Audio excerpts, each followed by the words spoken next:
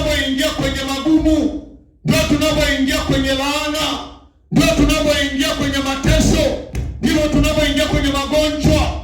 Kwa chochote ambacho kiko nje ya neema ya Mungu, jua kabisa kwamba hicho ndicho maumivu yako, hicho ndicho kinachokuchakaza, kwa sababu hakina uhai ndani yake, hakina uzima ndani yake, bali kina mauti ndani yake.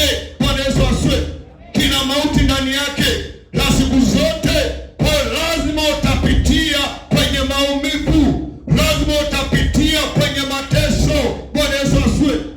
Ndicho kinachotokea tunapoondoka kwenye nafasi. Kwa maana tunapoondoka kwenye nafasi, tunaenda tunakutana na mbwa mwitu. Na mbwa mwitu hawezi akakuonea huruma, kwa maana hajui thamani yako, hajui thamani yako. Bwana Yesu asifiwe. Anayejua thamani yako